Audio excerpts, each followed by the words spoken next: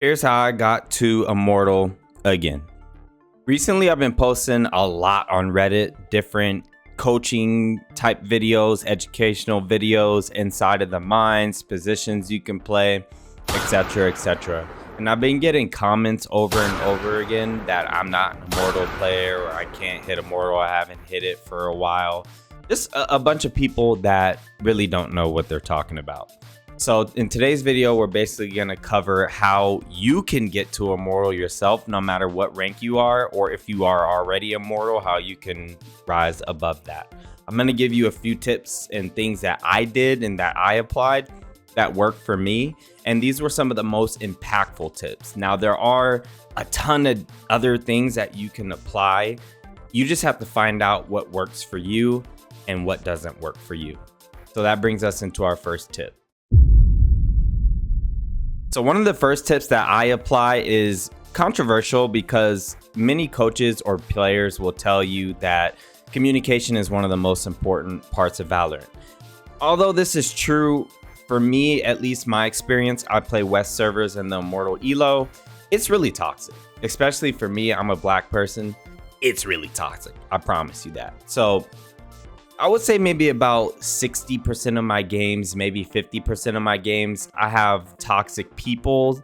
And then maybe about like 10 to 20% of the games, I have toxic teams.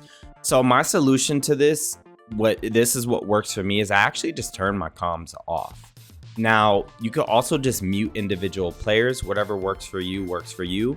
But for me, turning comms off actually helps me a lot. So I have ADHD. It's very difficult for me to focus. So when people are yelling in my ear, slurs, and all of this non-important information, it actually just overrides my system and I can't focus or play the way that I want to play the game. So turning comms off is really helpful for me. Now, before you turn comms off in your next game, just listen to what I have to say. Turning your comms off can actually hurt the team because you might be relaying important information. So my tip for you is if you're going to turn your comms off, you need to be extra diligent when it comes to paying attention to the information your team is getting through map information. Because if you're not capitalizing or anticipating what your teammates are going to be doing, you're not going to be able to support or enter sites properly because you have no communication for your teammates. So to play with comms off, it really takes a higher level of game sense and awareness to capitalize off of this. Now, me being a coach, I think game sense is one of my strongest points in which where I really shine. So I can turn my comms off and still play as if my comms were on because I'm paying attention to where people were, where people died. I'm paying attention to when my team is getting ready to enter, so on and so forth. That brings us into our second point. Impact is one of the most important single-handed things that you can do in a game of Valorant. So impact comes round to round and it also comes by game. One of the most important things of having impact is first bloods. I've talked about this before in videos. Your agent does not matter. It does not matter if you're a sentinel. It does not matter if you're smokes, initiator, or duelist. If you want to rank up, you need to control the game. I had a game, which I'll show you guys here on screen right now, where I played Cypher. And, you know, no diss to my duelists or anything, but they were not getting the first bloods. They were not tilting the game into our favor. So as a sentinel, I dropped 8 first bloods. Now, this is just an example of like, I took control of that game. You have to be able to do this in order to win rounds and to win the game. Well, you might ask me, well, how do we do this? So in order to create impact or first bloods, there's a few things you need to do. The first thing is you need to play your life. So what this means is after getting your first pick, you need to stay alive into the later rounds so that you can still be the deciding factor at the beginning and the end of the round. Now, how do you get the first bloods to begin with? This is where you use utility, positioning, team plans. Maybe you fight something together, or you use some factor in game to put yourself in a favorable position to actually get these kills to begin with. My third tip, review your own gameplay. I know that reviewing your own gameplay is something that people don't do because it's tedious, and to be honest, it's pretty boring. But if you want to rank up quickly, review your gameplay. I'm telling you right now, this will change everything because nobody on this planet knows you better than yourself. And if somebody else does know you better than yourself, well, then you need to learn a little bit more about yourself. But with that being said, review your gameplay. After a game, if you felt like you had a really bad game, go back to the Valorant replay system and rewatch it. If you felt like you had a really good game, go back to the Valorant replay system and rewatch it. You want to find out the things that work for you and the things that don't work for you. Because if you don't know these things, you won't know what to correct. You won't know what to practice. You might just be hopping in death matches, practicing your aim and your movement, but that's actually the best part of your game, right? Instead of that, we can rewatch our gameplay back and see, oh, my game sense isn't that good. So let me hire a coach or let me watch some coaching videos much like this one. So it's all about finding what works for you and finding what doesn't. If you need help with that, that's where you would contact somebody like me and get an extra set of eyes. Now, recently, I've been posting a lot to Reddit, as I mentioned, a lot of inside of the mind gameplay and stuff like that.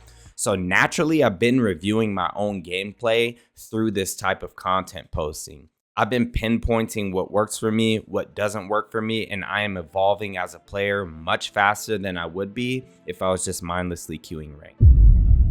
That brings me into my fourth tip, queuing. You can solo queue, you can duo queue, you can trio queue. From what I've heard, duo queuing and trio queuing is better, especially if you have a team full of people that you like playing with. Maybe you have a couple of friends that are really good, you guys have good chemistry, or maybe you do better in solo queue. You need to find out what works for you. For me, solo queuing is typically the best, and I'm gonna explain to you guys why. Number one, it's very difficult for me to find people who take the game as seriously as me. Every time that I'm playing the game, I'm looking for content, I'm trying plays, I'm trying to find stuff that I can teach you guys. So when I'm playing with people, it's not a lot of playing for fun. Although I do have fun when I play, it's not a lot of like joking around and stuff like that. So when I'm queuing with somebody and they're not taking the game as seriously as me, it actually tilts me or makes me mad. So I haven't found anybody that I can duo or trio queue really with who takes the game as seriously as me to rank up. And for me, solo queuing is the best. But I've heard from players and other coaches that duo and trio queuing is what reaps the most benefits when it comes to ranking up, because you always have somebody that you can rely on and somebody that can help you out or run specific plays with you. So find out if you like solo queuing, duo queuing, or trio queuing. For me, I haven't found a duo or a trio that I really like because, like I said, most people that I play with, they just don't take the game seriously as me. Now, the last thing, play the game. Now, this means a lot of things, but genuinely play the game. There's so many times I see people sitting in corners or not being proactive. They're just autopiloting. They're not really being innovative. They always buy the same guns. They don't change things up. They're scared to swing angles. Whatever the case is, you guys are being played. You're being played. Play the game. Don't let the game play you. Swing things. Buy different guns. I coached somebody the other day, and he told me I've never bought the op once. He was like plat or something like that. He said he's never bought the op once. I told him, I was like, bro, buy the op right now. Let's see what happens. Boom, got a 3K. And it's things like that where it's like, you're not going to know what works for you if you don't try everything. So stop being scared and filled with rank anxiety and just autopiloting, turning on the music and playing the game. Like, be really intentional with playing the game. Every time the round starts, look at the ult economy. Look at your enemy's money economy. Look at their team composition. Try to notice where people are playing and their habits. When are people swinging? When are people using their util? Try to find these different gaps in people's gameplay, and you will notice the more that you start to actively play the game instead of letting the game play you, you'll start to rank up and you'll start to do some pretty cool plays, or even find things and spots that work for you that you may not have known from before. If any of these tips helped you out, awesome. Just let me know in the comments below. If you guys are interested in any type of coaching, just DM me on any of my social media platforms and join up in the Discord. All of the links for those things are down below.